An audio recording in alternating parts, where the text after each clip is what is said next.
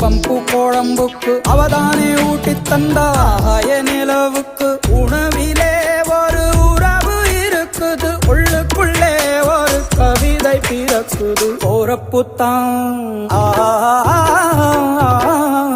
அத நினைச்சுத்தான் இந்த போறப்புத்தான் நல்லா ருசிச்சு சாப்பிட கிடைச்சது